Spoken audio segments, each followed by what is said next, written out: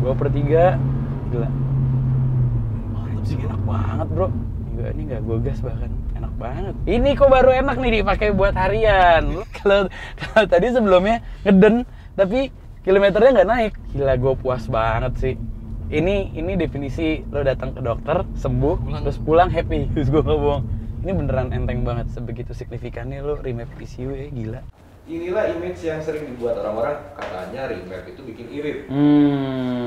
Pengen mobil sekenceng-kencengnya, BBM seirit-iritnya. Cari bengkel mobil yang tepat, ayo ke dokter mobil aja. Jujur, cepat dan juga lengkap, ayo ke dokter mobil aja. Kualitas yang terbaik, harga juga bersahabat. Percayalah, di dokter mobil pasti beres.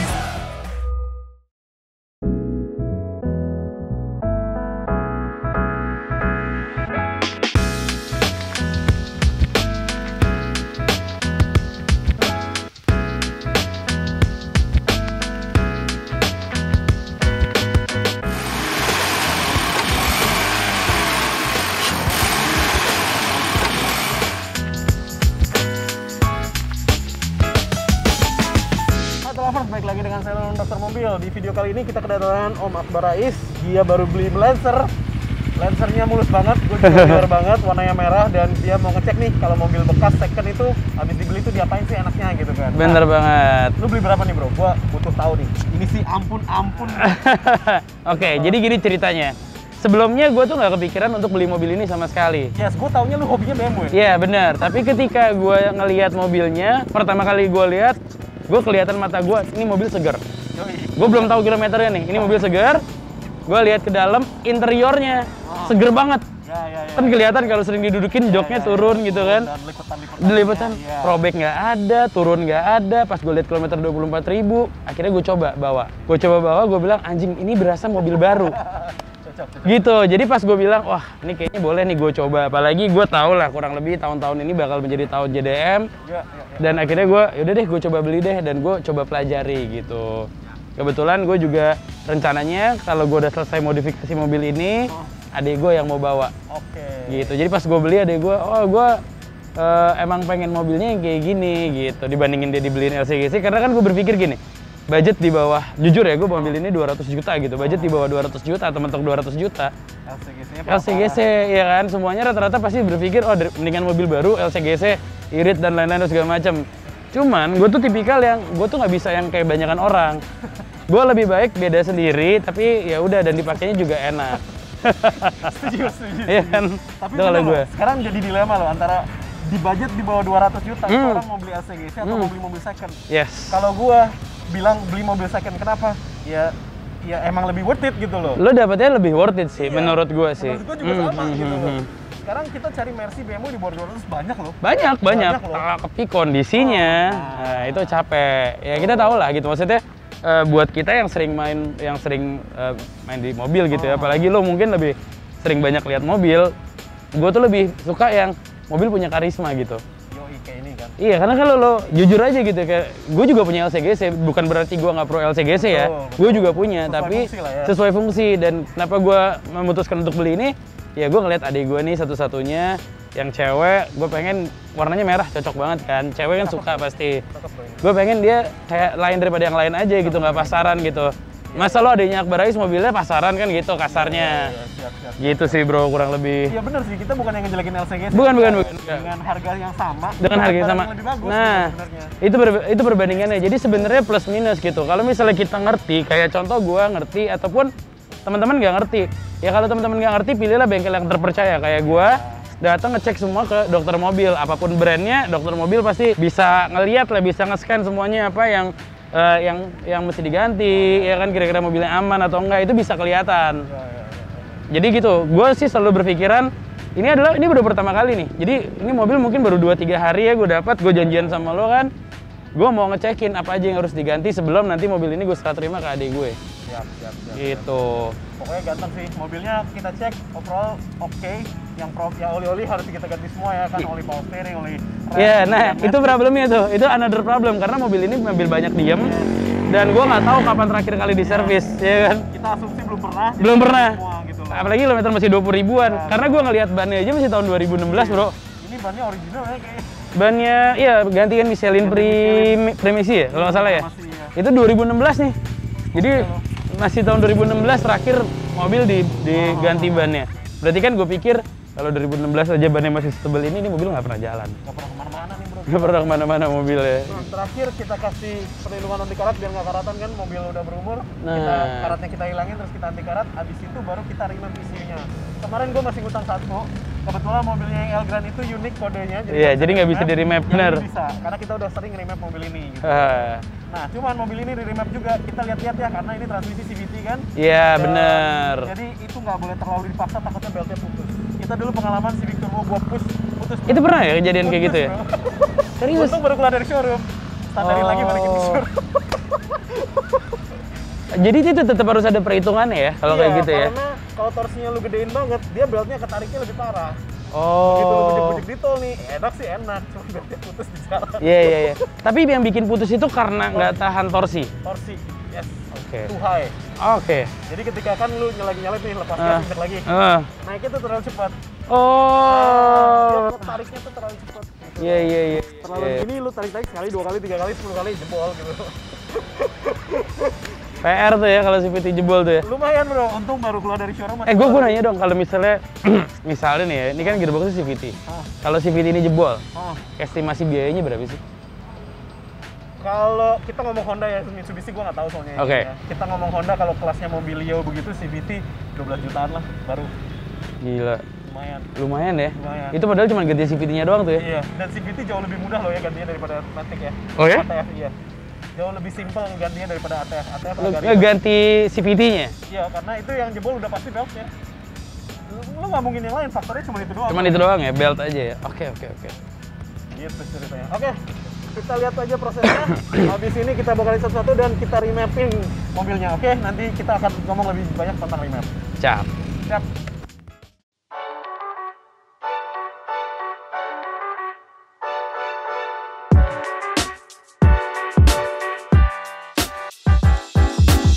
Oke, nah bro, Yes. ini yang namanya Ecu mobil lu tuh cuma segini. Kecil ya, Ecu ya? Kecil. Jangan bandingin sama BMW bisa segini. Iya, BMW lebih gede ya Ecunya ya? Emang. Ini ada L, ada R, kayak main PS, PS. left right.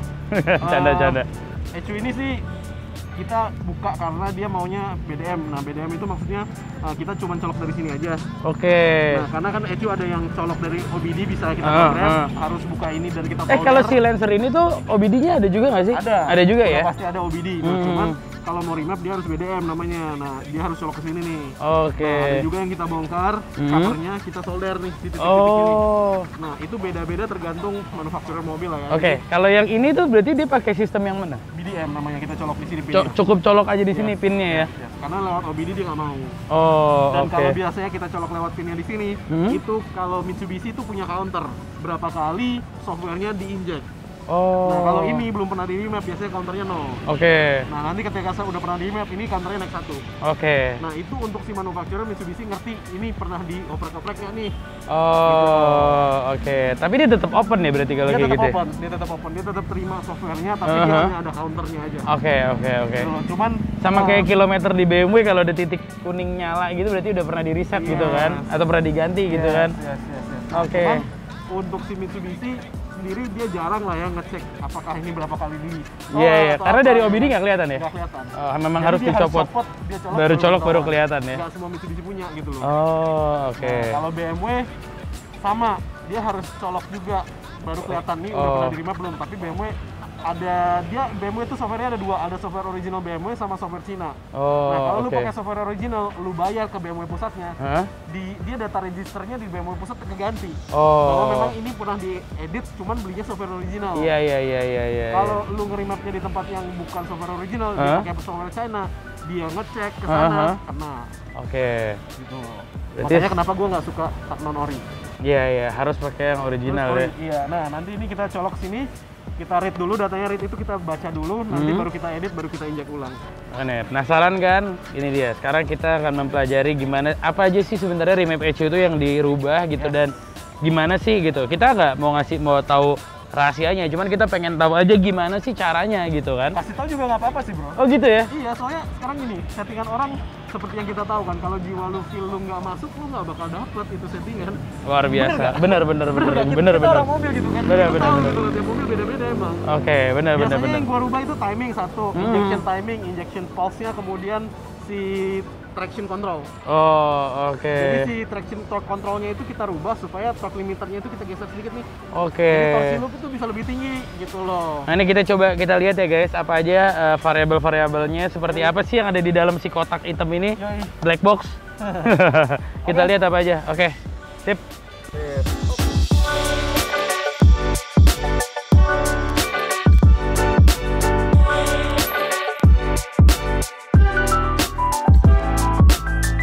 Inilah image yang sering dibuat orang-orang, katanya remap itu bikin irit. Pengen mobil sekenceng-kencengnya, BBM seirit-iritnya. Nggak mungkin. Kan kelihatan nih, angka torsinya kita angkat, tapi si injeksinya Harus lebih nambah juga. Jadi nggak ada ceritanya sebenarnya di remap itu lebih irit. ya. Tapi kalau gue punya persepsi sendiri, kenapa di remap itu akhirnya jadi efeknya lebih irit? Ya. Karena dengan gas yang sedikit aja mobilnya torsinya udah ada, jadi nggak perlu dalam-dalam lagi. Untuk mencapai speed yang kita Iya. waktunya lebih singkat. Benar, berarti ya lebih irit itu balik lagi ke driving style masing-masing. Jangan mau tertipu kalau remap ECU itu bikin irit. Udah pasti kalau lo mau naikin performa, itu seberbanding lurus dengan bensin yang lo keluarkan. Betul ya? Betul. Gitu. Apakah di mobil yang rajin di kickdown dia tetap irit? Nggak mungkin.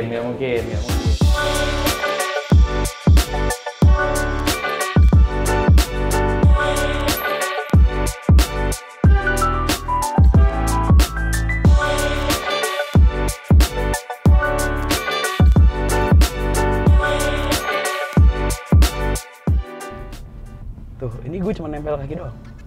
Asik ya? Wih. Nah itu tuh gue nggak suka SUV itu tuh Kayak ada, iya kayak motor metik bener ngedennya. Tapi mungkin kalau gua turunin giginya sih nggak pakai ngeden kali ya. Tuh, gua pakai Triptonicnya gua nggak ngeden. Enak sih. Ini gua baru coba bawahnya. Bawahnya tuh kalau tadi agak lama dulu ditekan baru dia mau naik. Sekarang dikit lanjut. ini kita kiri ya berarti ya. Salah gua. Maklum biasa Eropa. Memang lain daripada yang lain. Bukan kan, bener kan, Eropa di sebelah kiri kan. Kita coba perubahan signifikannya. Ini nggak gue gas bahkan, enak banget. Ini kok baru enak nih dipakai buat harian. Lo gasnya nggak usah sampai gimana-gimana. Gue yakin sih mobil ini jauh lebih irit sih. Pasti. Harusnya ngirit karena timingnya emang kita bikin advance kan. Oh ya, karena gue nggak butuh gas dalam-dalam lagi jadinya. Iya. Ini beneran sih kok, enak banget. Gue nggak bohong. Lebih smooth ya, lebih gampang lah ya. Lebih gampang. Ada torsinya di bawah. Wah gila. Torsinya cepet banget naiknya. Beneran nih, ini gas tuh kalau kalian bisa ngelihat kaki gue cuman kayak ditempel, toel dikit gitu loh. Nah ini baru. Jadi buat kalau misalnya teman-teman pada bilang, oh kalau di remap bisa jadi lebih irit. Lebih iritnya karena driving style-nya berubah. Yes, karena kalau lu sesuaikan lagi dia toel gasnya tuh dia jadi bener. tuh sebenarnya efisien gitu loh. Bener, jadinya lebih efisien. Itulah. Nggak buang-buang gitu kan. Jadi karena di remap itu kenapa jadi lebih irit, karena driving style kita berubah. Cara kita injek throttle itu beda. Betul. Dibandingin sama sebelumnya. Betul. Jadi itu jadi lebih irit. Tapi kalau mau dibilang jadi irit gara-gara di remap karena mappingan, bukan karena itu juga ya. Betul. Mappingan itu ya pasti nggak ada. Lo mau bikin mobil lo lebih kencang ya mau nggak mau pasti harus berkorban di bensin. Iya bener, nggak mungkin. Kalau mau bilang kencang banget nggak mungkin irit. Gitu, Nggak mungkin irit. Kalau lo mau iritin bisa gitu. Bisa, bener. Serius, kok ini gue nggak bohong nih. Gue bawanya jadi kayak enak banget sih. Ya biasanya gue butuh agak ngegas dikit supaya mobilnya ngeglosor. Ini kayak lepas gas aja mobilnya ngeglosor. Emang cocok sih. Ini mobil emang cakep sih. Ini gue ya kan netral nih. Ya ini kan diem nih ya berarti ya kalau gue netral ya. Gue di D, mobilnya mau jalan. Tadinya mau cuman pelan banget. Ini tuh dibuka langsung kayak ready gitu loh di kondisi lurus ya, di jalanan lurus. Jadi apa ya? Gue ngerasa mobilnya jadi lebih bertenaga aja sih. Ya kalau kemarin pada saat gue ambil, gue coba kan di tol. Gue coba dengan kecepatan stabil itu gue bisa dapat 1.13 gitu, 1 liter buat 13 kilo, 1 liter buat 14 kilo. Nanti gue ngeliat dengan driving style gue yang baru, dengan mapping yang berubah ya. Kan torsi bawahnya lebih ada. Kalau menurut gua karena torsi bawahnya lebih ada, jadinya nggak terlalu masuk ke dalam gasnya, diinjak dalam-dalam, akan jadi lebih irit. Karena kan gas itu kan kita ngatur bensin yang keluar, udara yang masuk. Wah, gila. Lu enak sih main mobil ini, gila sih. Cakep banget, men. Cakep banget ya? Sumpah. Masih semuanya masih kayak mobil baru. Masih kayak mobil baru sih. Ya, gue bersyukur sih dapat mobil ini. Oke banget. Nggak banyak, kayak masih baru gitu. Kayak nggak sering dipegang aja. Guys, terakhir gue lihat servisnya di sini kilometernya 24179. Tanggal 2 Juli 2020. Sekarang kilometer gue 24788. Cuman beda 500 kilo. 7 bulan kemudian tapi. Mungkin dia baru ganti oli, terus karena dia lama ya gue ganti lagi aja, gue biar lebih enak. Karena abis tadi gue diganti oli, gue nggak tahu kenapa, gue yakin sih bukan perasaan gue ya, mesinnya nggak berisik. Wih, wah gila, buset tuh, Ngisi ya di tengah ya? tengahnya mengisi banget. Jangan dicontoh guys. Do not try this at home. Ini ada sapi. Ini ngomong-ngomong ada kambing mau nyebrang gimana ceritanya ya? Gue penasaran sih tuh kambing. Dia nyebrang loh. Iya, nyebrang. Beneran nyebrang. Cobain aja di sate bro, ntar ada yang Beneran nyebrang bro. Iya itu. Anjir. Dia bisa teratur begitu loh. Tapi by the way ini tengahnya enak banget loh. Coba pakai Triptonic di gigi 3. RPM 2000, kilometernya 40. Gue gas, mobilnya enak bro. Ada tenaga. Iya, tengahnya emang kita isi. Ada tenaga banget ada tenaganya. Di tengahnya tuh menurut gua kenaikannya hampir 100% sih. Iya. Menurut gua ya, Iya. kenaikannya hampir 100% sih. Ini gear 2, gua slow down pelan-pelan, nggak gua kick banget. Gua per 3. Wah, gila. Mantep sih, Enak banget, bro. Mantep sih, men. Itu gua nggak full throttle loh. Iya. Gue cuma 50% doang. Ini gear 4 gua jalan 60. Wah, gila ini enak banget. Ini dek gue kick down. Dikit lagi. Kick down.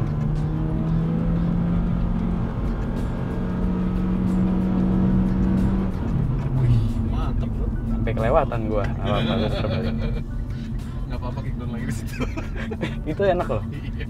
Dia ngeden tapi jarum RPM-nya jarum kilometer tetap jalan. Dikit naik. Kalau tadi sebelumnya ngeden tapi kilometernya nggak naik. Gimana ya? Lama bukan lama lagi, emang nggak naik. Naiknya lama banget. Kali ini gue di D aja sekarang, gue pede, gue nggak usah pakai Triptonic, tinggal gue gas dikit tuh, mobilnya mau melaju. Gila, gue puas banget sih. Ini definisi lo datang ke dokter, sembuh, terus pulang happy. Pulang enteng gitu ya. Pulang enteng banget sih, serius gue nggak bohong. Ini beneran enteng banget. Ini totally beda banget sih. Gue nggak bohong kok, ini totally beda banget. Iyalah, ya. Gila sih. Sebegitu signifikannya lo remap ECU ya, gila. Padahal NA lo ya? Iya. Ngomong padahal NA lo. Padahal ini NA loh, tapi signifikan sekali loh. Gimana yang turbo pasti lebih signifikan. Oh itu gue lu nyontak aja deh. 1 RPM 5500 gue ganti nih. 2 anjir udahlah. Ini kenceng bro. Menurut gue ini kenceng.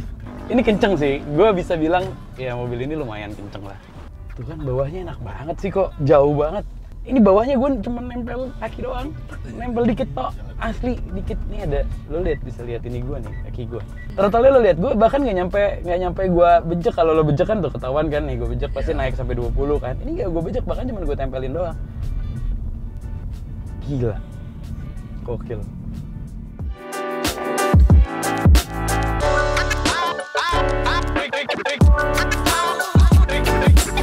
Nah guys, itu dia tadi gua dan Kolulung di Dokter Mobil Serpong. Kebetulan gua lagi di Gading Serpong ya, cabang di Gading Serpong ya. Seperti yang kalian tahu, Dokter Mobil tuh udah berapa cabang sih? 16. Udah 16 cabang. Jadi kalau teman-teman mau remap ECU kayak tadi gue, terus mau ngecekin mobilnya apa segala macamnya, nggak usah khawatir, kalian datang aja ke Dokter Mobil di kota kalian berada. Gue mau ngucapin terima kasih banyak. Sama kita yang thank you. Mobil gue tadi abis gue coba performanya jauh banget. Dan gue rasa ini benar-benar tadi udah diganti semua. Setir enteng, AC dingin, tenaganya ada, gearboxnya juga responsif. luar biasa. Thank you banget. Siap, sami-sami. Jadi emang kita udah ketahuan kan dari penyakitnya kan ketika dibongkarin satu-satu kan kelihatan tuh.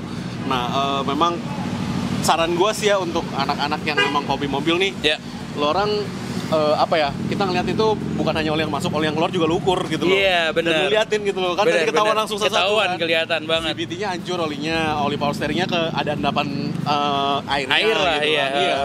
Jadi yang keluar juga dilihat dan diukur gitu loh, jangan cuma yang masuk Jangan doang. cuma ngelihat yang masuk doang ya. Tuh. Jadi kita tahu penyakitnya apa nih. Gila, luar biasa. Kok thank you banget sekali Siap, lagi. sami-sami. Thank you Dokter Mobil. Thank you kok. Siap, thank you. Jangan lupa subscribe, like, dan komen di YouTube kami. Thanks.